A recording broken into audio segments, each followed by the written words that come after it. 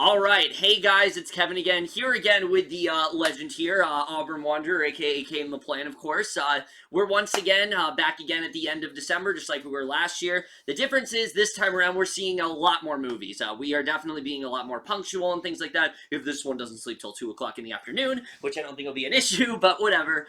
So because of the fact that we're reviewing so many movies, these first two in review, I figured we'd just do it in one video because the other one we saw, we got a lot more to say about, so we're just going to focus on these two right now. But the two movies we're reviewing, Caden, what are the two movies?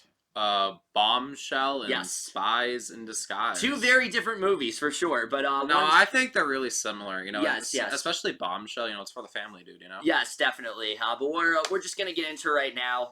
Alright, so we're going to start off, of course, with Bombshell, and if you guys don't know what this film is, of course, about, basically it centers on the true story of a bunch of women working at Fox News. We have Megyn Kelly, Gretchen Carlson, and basically explores all of the trauma that they endured while staying there, but also the sexual abuse that they dealt with, and eventually the harassment allegations towards Roger Ailes, and how this really started to begin a significant shift for the company overall, and that's really all we're going to say. For me personally, I was very excited for this film. The second I heard that they were making a film about Fox News and all the corruption, I thought, great, you know, there's a lot of stuff going on there that people just don't really know about. I feel like it needs to be shed a light on. I feel like we need to see the full impact of what's really going on there, and just know, you know, seeing the cast and things like that, it just looked like it had so much potential, and I was very excited to see how it was going to turn out. But what were you looking forward to Bombshell?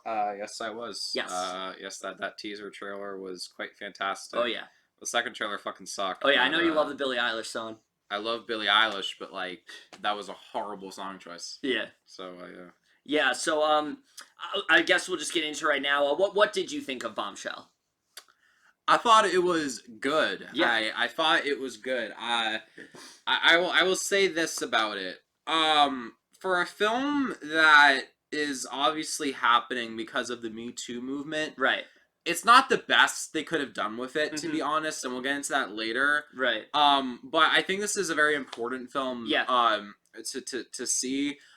You know, I've seen a lot of, like, female critics say that this is a film that a lot of, like, females who work in, like, workplaces or industries like this, Absolutely. like, should see, and, like, I definitely agree with that, because this behavior this film depicts, like, it's happened so, like, much, and, like, there's so many accusations. That's what's so sad about it. Yeah, things that have been proven that, like, this is definitely, like, you know, this film is definitely, like, something that can, like, help you kind of, like, know certain as, like, a self-reflection. Yeah, and, like, know for, like, women or hell, even men who are in the situation, you know, to, you know, how to get out of it and how to move in it. But yeah, you know, the things that stand out to me most in this film are the acting. Hey, I didn't get to say how I felt about it yet. I don't care. I'm going off. And, you know, the acting definitely stands out in this film. Yes, definitely. The directing by Jay Roach is good, and yeah, so what did you think about this film? Oh, well, thank you for finally letting me talk, but Fuck you.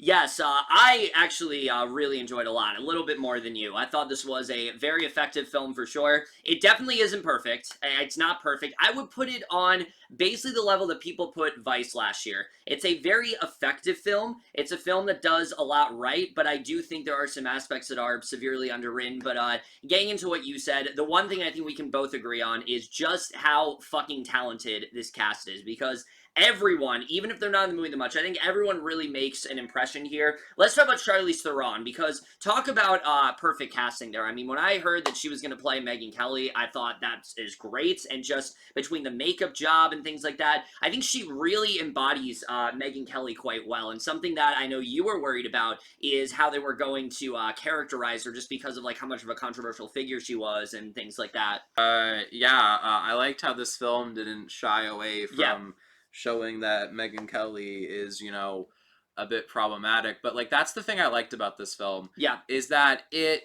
was a very, very honest film, but it also knew that just because Megyn Kelly has said some stupid things, that she's still a victim. Yeah, exactly, and I think Theron did a really good job with embodying that. Like, you're able to get into her worldview, but you also get to see that she's not the greatest person in the world. There are some things that she says that just aren't great. And I think the film is very cognizant of that. And I think Theron did a really good job of portraying this character. She didn't try to, like, make her, you know, like this great hero or something like that, which I really did appreciate for sure. I thought she did a really great job. And definitely in terms of, like, Oscar consideration, like, she should definitely be in the conversation for sure. The makeup and hair in her is insane. Oh yeah, it's crazy. They really did a good job making her look like Megyn Kelly. She does a great job, like, playing Megyn Kelly also, so yeah. Yeah, she's great. But I know the one performance that we have to talk about, that I know you've been raving about, and for good reason, is Margot Robbie, because holy shit. I mean, look, when the first reaction to this movie came out, I remember a lot of people were talking about Charlize Theron and how good she was, but most people were gushing about Margot Robbie. And we'll just say right now, absolutely lives up to the hype. She was spectacular here, and I know you especially were really raving about her, so just get into it. I think this is Margot Robbie's best performance. Yeah, it might be. Tonya, you know, she was insane. Yeah. And the thing that was so great about Tonya is she captured, like, the fucking insaneness that role needed, but also, like, the emotion that it needed, and just, like, the versatility you need that performance, and just the places you need to go. Also the comedic aspects and stuff. Yeah, for sure. But in this, she's in it for, like, what? Like, 20 minutes? 20, 30 minutes, roughly. Yeah, but, like, 20 minutes, I'd say. But, like, the thing that's so powerful about it is, like, they don't waste it. No. Because they show her at the beginning of the film, you know, being like, okay, I'm going to go up to, you know, the O'Reilly show and stuff. Yeah, she's very wide-eyed in that way, very innocent. Yeah, and, you know, Nicole Kidman's character, Gretchen Carlson. Yeah, so, you know, she was like, you know, you got to be careful, you know, I got to protect you and stuff. And, you know, she doesn't listen. Right. Which, I mean, like, and, you know, and the thing that's so, like, heartbreaking about it is that she has to learn the lesson that she doesn't know everything yet in a way that's, you know, horrible. The one scene especially that they showed a little bit in the trailer is like the only scene they show between her and Roger Ailes. Her name is Kayla, Margot Robbie's character. Yeah, which I thought it was a smart idea that she wasn't based off of a pre-existing person. She kind of is representing all of the women that have been abused at, like, Fox News and things like that. Yeah, yeah. Well, like, the thing that's so powerful about that scene between them is that Margot Robbie, you know, conveys, like, the fear. It's probably the best thing in the movie. It is. Like she conveys, like, the fear and, like, you know, like, this, like, disgusted, like kind of like you know, like, pain. Off-putting. Yeah, like, pain that, like, you know, like, she's going through in that scene. Everyone saw that elevator scene in the teaser, but, like, seeing it with the context, it's like, because you, like, knowing what's about to happen. It's that much more effective. Because, like, what you think's gonna happen does happen, and they don't show it, luckily, but, like, you know, it's just, like, it's hard to watch, but, like, it's so well done. But, like, you know, that's also one of my issues with the film. We'll get into that later, but, like, you know, it's like they don't focus. I feel like they don't focus enough on that aspect of the film. Yeah, but we'll get into that. But, like, it's like what they do with it. They do it for Margot Robbie's character, and it's, like, brilliant. And she fucking yells. She's heartbreaking, and, like, she's just so. She just, I don't know. This might be this. This is my favorite performance of hers. I'd say it's, for me, it's neck and neck for this and Tonya. I think those are the two performances that, like, and especially watching her in, like, Once Upon a Time in Hollywood this year, it's kind of similar to Kelvin Harrison Jr., where you really just see how much of a range she has and how great she is at playing these kind of characters. And I hope she continues to take on more challenging roles and not stuff like Peter Rabbit 2 next year, which I know you're hyped for. Okay. But, yeah, Margot Robbie's fantastic. Nicole Kidman is really good, for sure. I don't think that she has, like, that one scene that, like, warrants some kind of, like, you know, Oscar consideration or things like that. But she's Nicole Kidman, so she's obviously great. It's kind of hard for her to be bad unless it's something like, I don't know, some movie she's in that she's not good in that I can't think of right now. I'm sure there's one out there. But, I mean, she's just been delivering really, you know, she's been very consistent lately. And that definitely, the streak keeps up here. Yeah, no, I thought Nicole Kidman was good. Yeah.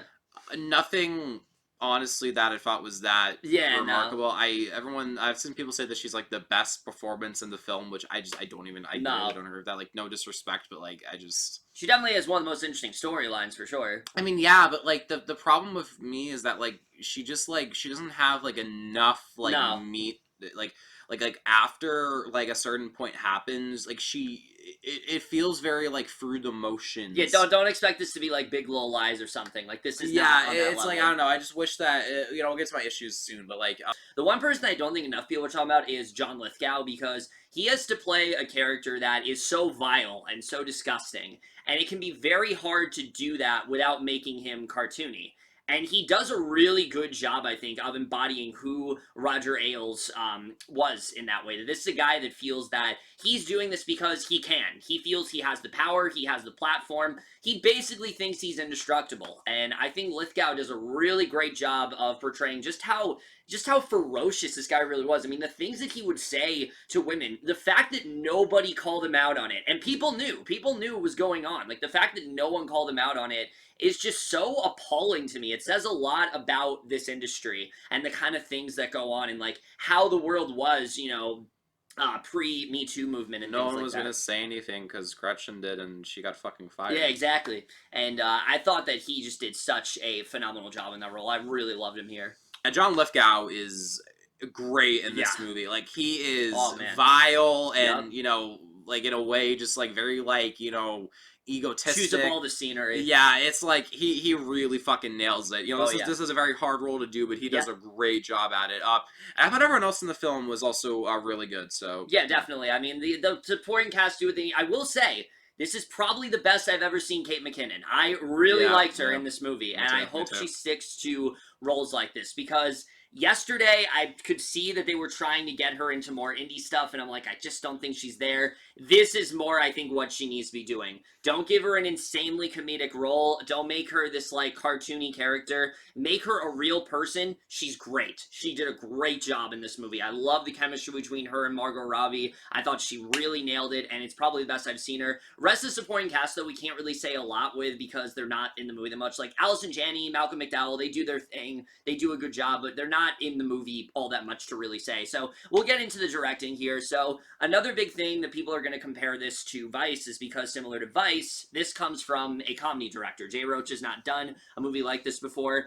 And there are points where you can tell, for sure, but I think overall he does a pretty good job in telling the story. I thought his directing was pretty solid for the most part. I will say there are points where it feels like he's a little too influenced by Scorsese. I think we both will agree with that. There are points where, Megyn Kelly or something will be, like, talking directly to the camera, and it felt a little too, like, Wolf of Wall Street to me in that way, and I think he could have maybe dialed down on that. But in terms of the rawness, and in terms of the real, I would say, real dramatic and emotional stuff that happens in the movie, I thought he nailed it. And I thought overall he did a really good job directing. I don't think that he is like masterful directing or anything, but for what it is, he did a good job for sure. Yeah, no, I basically agree with everything that you said. It's, Yeah, so now we'll get into more of the writing stuff, which this is where we get into some of the more issues with the film.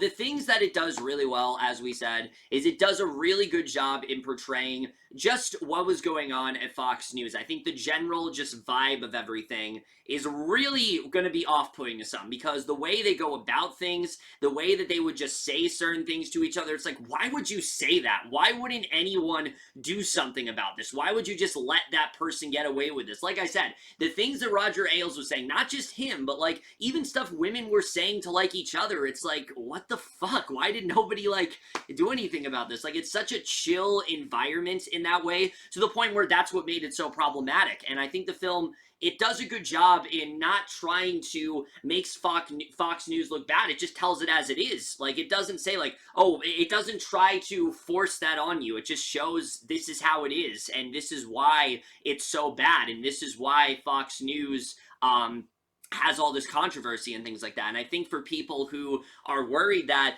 oh, this movie is very, like, pandering to those people that hate Fox News, I think they'll be surprised with just how real a lot of it really does feel. Because I don't really think they hid anything in that way, and I think they did a good job for the most part. I think the film is very anti-Fox News, though. It is anti-Fox News. Let's not try to sugarcoat it. No, it is, but in the sense where I don't think it's, like, forcing it on you. Like, it tells it as it is. Yeah, no, I don't think it's forcing it on you, but, I mean, yeah, here's my thing with the writing.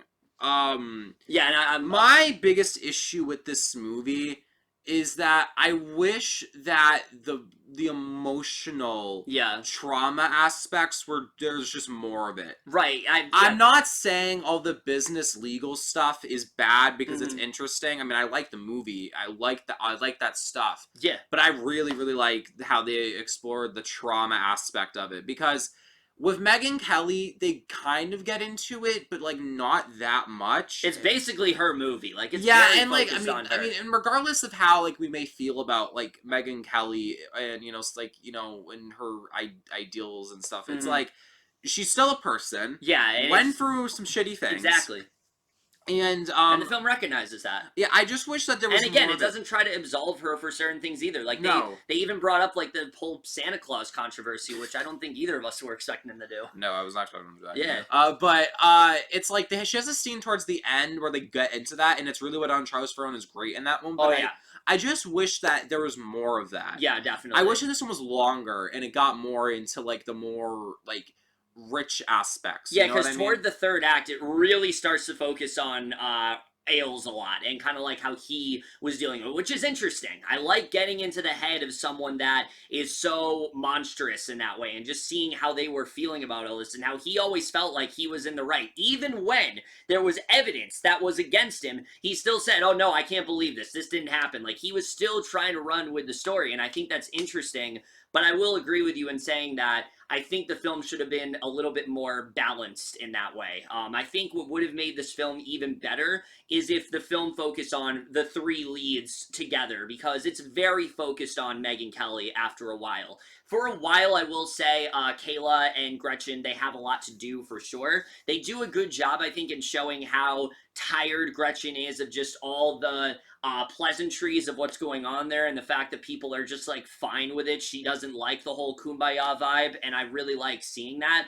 But I will definitely agree with you. It doesn't get, I think, the necessary development that it really needed. After a while, she basically just becomes a plot device. She's there to really take the movie in. It's more, she's really there to up the momentum in that way. And every so often we'll cut back to her. And it's not anything really going on with her character. It's more just what she started, which, again, is important. But I think they could have handled that a little bit differently for sure.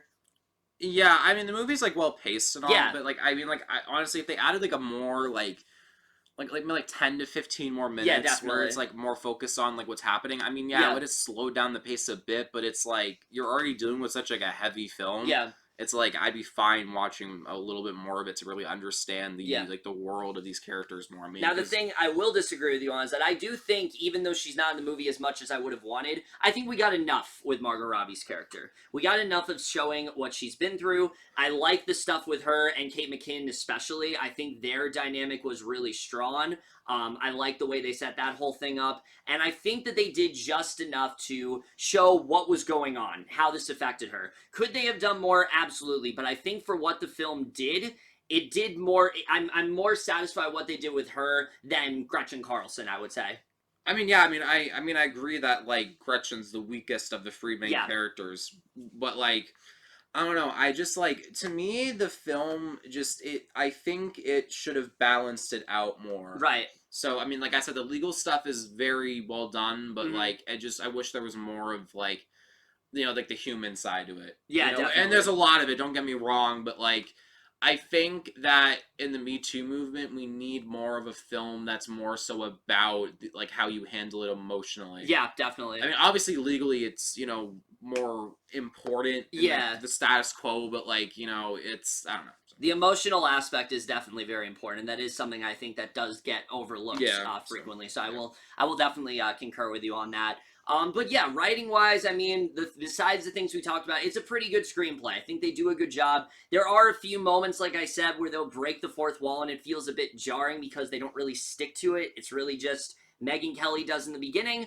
and then they do something at the end. And I was kind of thinking it was going to be throughout the movie, so that was a little weird to say the least, but I thought overall the writing was pretty good. We already talked about how good the makeup is and things like that. It's really well done. Definitely, I think it's neck and neck between this and Little Women for, like, makeup and things like that. I think it definitely, if it doesn't, costumes, I don't know if it has, but makeup, I think it pretty much is a lock for, and I think it very much should be, just because just seeing Charlize Theron and seeing the transformation that she underwent as Megyn Kelly, if you were to do a side-by-side, there's like no difference. Like it's a scary like similarity in that way. Like they did a really great job with that, and I was very impressed by that.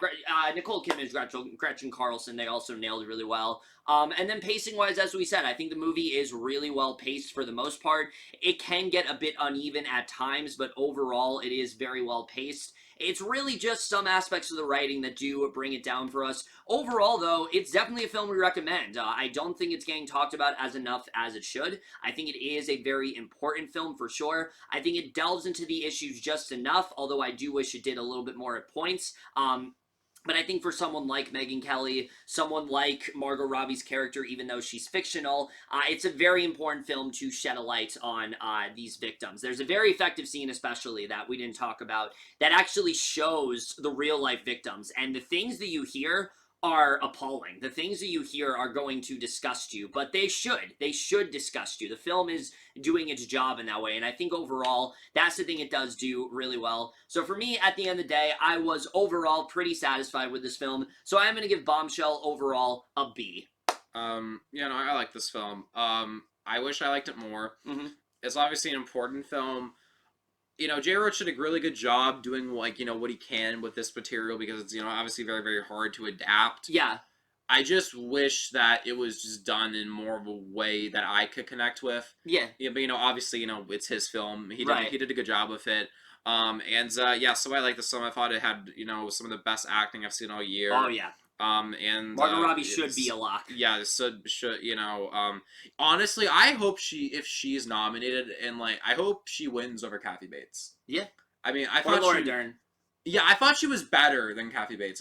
Anyways, show's pretty good movie. But anyways, reviewing that I'll review that one in a catch-up review. Yes. Some of the best makeup and hairstyling I've seen all year. Oh yeah. And so I like this film. I'm going to give it a 6 out of 10. All right. Alright, so the second film we're reviewing, as I said, is Spies in Disguise, and the main reason we're doing this in a, 2 movies in one video is because we don't have a lot to say about this one. If you don't know what this movie's about, though, basically we center on the character of Lance Sterling. He is this very acclaimed and very well-trained spy and things like that, but he starts getting into this mission where there is a clear imposter out there that is copying his style and things like that, so he has to go undercover. So he recruits the help of this scientist, Walter Beckett, who is this someone that really respects him and things like that, but someone that he doesn't really take all that seriously, and he has all of these various gadgets and things like that, and basically one day it ends up going horribly wrong and turns Sterling into a pigeon. So now these two have to try to work together in thwarting this villain's plans.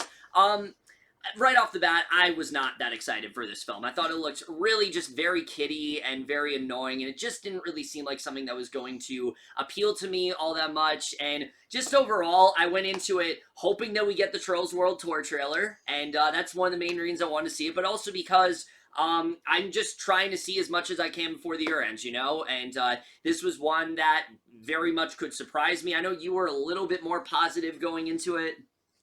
I mean, I thought the trailers looked fine. Mm-hmm. I mean, it didn't look like anything I was gonna like, but I mean, it looked like so. And that's the thing. The thing we can say is that this film very much surprised us. I overall really ended up enjoying this one. It's not a perfect film. There definitely are some things that it could have done better, but I think in a year where there have been so many just lackluster and bad animated films, this is one of the few that very much does deliver, and it is actually a good way to end the year, and I know you were also very surprised by this one.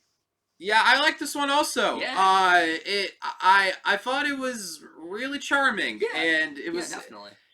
Something that really struck me about this one is that this is a surprisingly really creative take on the spy genre. Yeah, definitely. It does a lot. And it's because, a lot with it. And yes, it's because it's a kid's movie, and Tom Holland's character has gadgets that are only gonna be in a spy kids movie. You ain't gonna see this in Mission Impossible or James Bond anytime soon. You ain't gonna see it in Tenet, but it's like, I liked it though. I thought it was really kind of cute and stuff. I mean, I love Will Smith a lot. Right off the bat, I think the best thing about the movie is the chemistry between him and Tom Holland. Which is interesting because, like, Tom Holland said on Jimmy Kimmel, I think it was Jimmy Kimmel, that they never met each other until the press tour. Right, Which is so weird, because they have great chemistry. Yeah, and I mean, that is the case for a lot of animated movies. They'll record it separately, but just knowing that they didn't meet up and they have that great of chemistry when they're not even working together, that just tells you how good of these performances are. And for me, Tom Holland, I thought was the big standout. I thought he did a really good job as this character. I was very much connected to Walter in that way. And Will Smith, I mean, this is the best of the 3 films he's done. He's been trying to get that comeback this year. He was good in Aladdin. He was fine in Gemini Man for what he had. He did an alright job for the most part.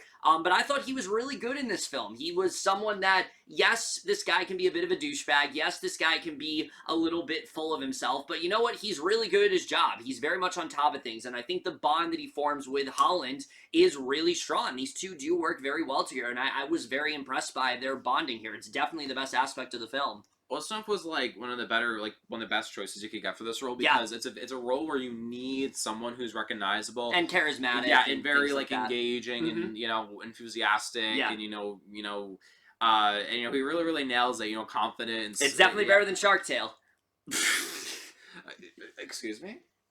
Shark Tale is the greatest film of all time. And I'm not appreciating your slander on it. Well, okay, yes. What I meant is that film is so good. I see. There will never be a performance that matches up to it. I see what you say. Yeah, no, but I thought Will Smith was great here. I mean, I haven't seen Aladdin yet, just because, like, I don't really want to. Wow, even though you told me you do.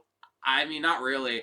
I only want to see it because I like Naomi Scott. And I like pretty great. I love Will Smith. But on Disney Plus in January. Okay, maybe I'll watch that. Yes. But a Gemini Man, I thought was okay. I thought he was fine. But this is like this. Oh no, definitely. He gives like a better performance in this. Just because I feel like he had more to do.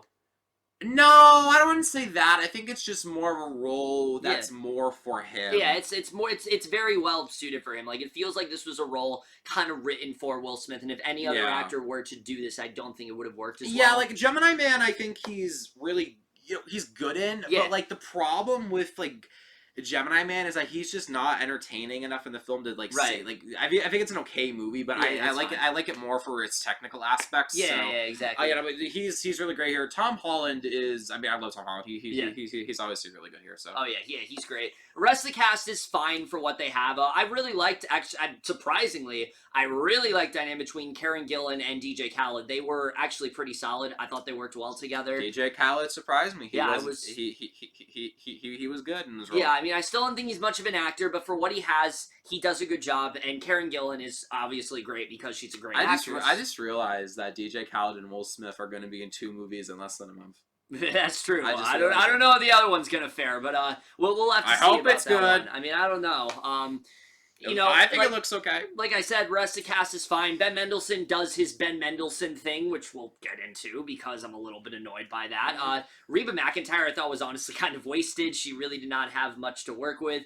But again, the rest of the cast, they do what they need to do. They're overall, really good. Smith and Holland definitely being the best of the bunch. Rashida Jones was also really good too. But again, the one thing that I will definitely agree with you on is the creativeness of this film. And I think a lot of that goes into the directing here. The directing is really well done. It's a film that knows not to take itself too seriously, but it has a lot more heart than I was expecting. And that's something that I didn't think this film was going to have. It seemed like it was just going to be more of a silly film and things like that. But there's actually a lot that Tom Holland's character is going through. And I thought they did a pretty good job with that for the most part. I thought the directing was really good here. It was definitely standard for a kid's film, but I was overall impressed by the directing. But the writing, as you touched upon, the film is very creative in that way. The various gadgets that Walter has are actually a lot of fun. They don't get on your nerves like they do in the trailer and things like that. It's more of just, this is something that annoys Lance, but it also plays into, I think, a really good message that the film has of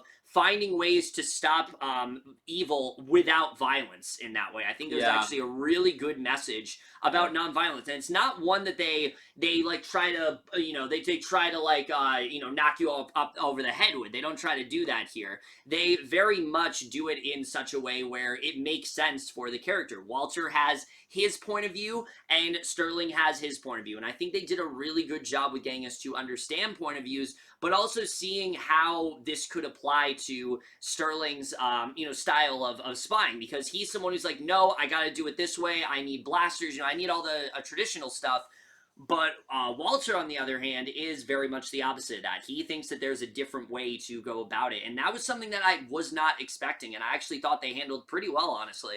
I agree. I mean, because that's the thing, like, when the movie started, I was like, I'm surprised this is a kid's movie, because, like, it's like a spy kids movie. Yeah. But, like, I mean, I don't got spy kids, but, like, Spy kids. That's different than this. But, like, seeing... Now, that is Kino right there. That is Kino. Yes. That fourth one fucking sucked, but the first year... Oh, yeah. Those are third one's guilty pleasure. Still one's finest moment. But, I'll say this. I liked how they incorporated, like, the more, like, innocent themes of violence and spying with, like, how spying really is. Yeah. Like, there's a recurring gag with a cat, especially, that I loved. I thought it was really clever. Oh, yes, I like that. The kitty references. Honestly, those cat jokes were better than anything in Cats. Oh, yeah. So, you spoiled the next movie we're reviewing. Oh, trust me, we got a lot to say about that one. But, but yeah, no. I'll say some of the jokes were actually really funny. Yeah. Like, there were some stupid ones. It's a kid's movie, but, like, that's what we expect. Yeah, but especially him as a bird. There's a lot that they actually do with that. Nice. That works quite well. And I was surprised, because I thought that was going to get annoying. There's one part specifically where he's trying to get into his car. Oh, yeah. That was good. Yeah, that was great. I love the way. And the funniest joke is, like, towards the end, with, like, involving, like something they think is gonna happen, and then oh, yeah, that was great. That was really funny. That was great. Yeah, the movie is definitely funny for sure. Animation-wise, I mean, it's an animated film, so you expect it to look really great, but I think they did a really good job in really making this look as creative and giving it its own identity and things like that, and I really did like the animation here for sure. It's very colorful. I'll say this. I mean, Blue Sky to me isn't one of the top tier animation. No. They're very hit or miss. Yeah, but the animation here is good. It's nothing like jaw-dropping. It's not this. Bro, are you comparing Spies in Disguise to Spider-Man to the Spider-Verse? I mean, I'm just coincidentally wearing this shirt. Okay. And that also came out in December last year, so I'm trying to make a point. But yeah, I like... What's that noise? Clearing my throat. Anyways, but I thought that Blue Sky did a really good job here. What do they have any other films like slated after this, or? I'm not sure. I mean, it's gonna be Disney regardless. Yeah, because there's like some rumor this was gonna be like Blue Sky's last movie. I think it might be. I don't know. But if it is, I guess we had a lot of people in our audience, so I mean, a lot more than I expected. The children seem to like it. That's the most important part. Yes, okay? It seemed to appeal to them for sure. And they saved like the kid behind us for Cats who was almost falling asleep. Anyways, so getting into the negatives though, there are some things that I don't think this film does well. The big one we both can agree on is that once again we have Ben Mendelsohn in a very typecasted role, and he does almost nothing to stick out here. It comes at the very end. It's very, very predictable, and I just did not give a shit about him as a villain. And he's just not in it enough for like his big like revelation moment to really care, because like I mean also it's Ben Mendelsohn, he's gonna be the villain because he hasn't appeared yet, so it's like very whatever in that way. Also, there is an aspect to Walter's character that for me personally I don't think was fleshed out quite as much as it could have been. We get a little bit of it towards the end, but I think they could have done it to me felt like kind of like a Martha situation, where it's like just there just to be like, oh, that's why it was an afterthought. That's how it can relate, so. They do a really good job of setting it up, but they just don't do as much with it as I think they could have. Obviously, this isn't a Pixar film or anything, so I wouldn't expect them to go that in-depth, but I just felt like there was an aspect there that I think they could have delved a bit more into. But overall, this film very much surprised us. It's very creative. It's a lot of fun. The two characters work very well together, and again, I think in a year where we've had nothing but just really lackluster and just not very memorable animated films, this is definitely one of the better ones. This is one that overall did entertain me. I don't know if I want a sequel. I really don't, but I think overall it's one that I think they did what they needed to with. And I also, like I said, really appreciated that this one wasn't just kiddie. There's some humor in there that definitely, yeah, it's just for kids. There's some stuff that, you know, the laughs are pretty consistent, but there are It wasn't like the Smurfs. No, it wasn't like that or anything. And I think that overall, they did a good job what they had. And like I said, I appreciate the fact, though, that it was a little bit smarter than I was, you know, expecting with, like, all the nonviolence message and things like that. So overall, I did end up enjoying this one. And I am going to give Spies in Disguise overall a B-. Yes, I surprisingly like this film. I think it is very creative. No, it's not something I'm like buy on Blu-ray or whatever. No. But I thought it had really entertaining, you know, action sequences. I love the cast, you know. Yeah, you know, the villain was a bit, but it's stop typecasting Ben Mendelsohn, please. Yeah, but yeah, no, I like this film. It's also a 6 out of 10 for me. But I liked it, you know. So yeah.